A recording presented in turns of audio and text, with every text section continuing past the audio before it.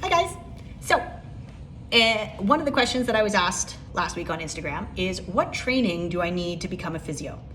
And the answer to that question depends on the country that you're in. And then if you're in Canada, it depends on the province that you're in.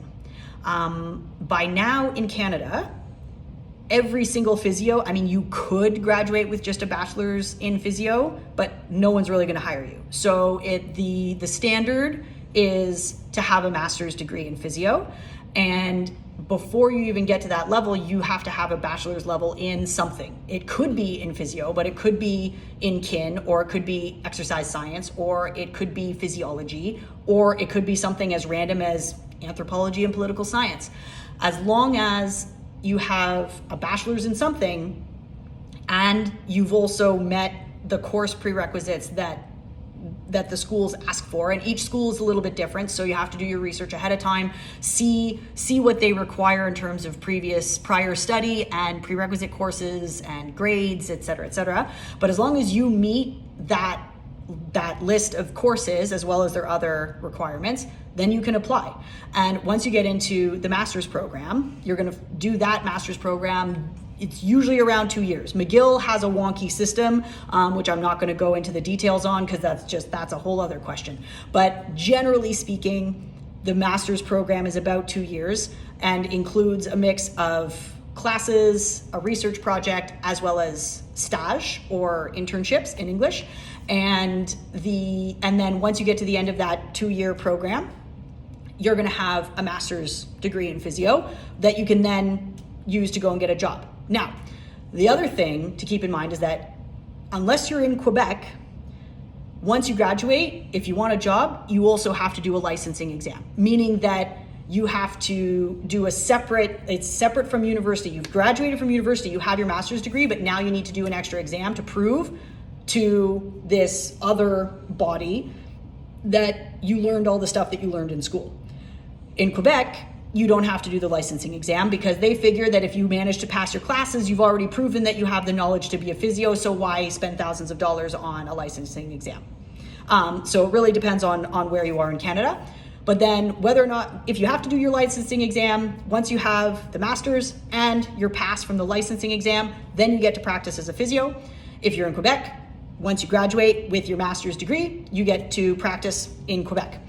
And then from there, the thing that a lot of people don't know about physios is that they also need, in order to maintain their license, they need to do a certain number of continuing education credits or courses over the years. And they're checked it's in 3-year intervals.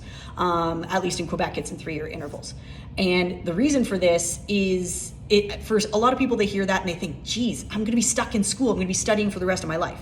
But it's actually to your benefit, because when you graduate from any physio master's program, you're graduating with a very base level of knowledge. Everyone has the same knowledge. There is a governing body that goes to all the schools in Canada to make sure that everyone is learning the exact same thing.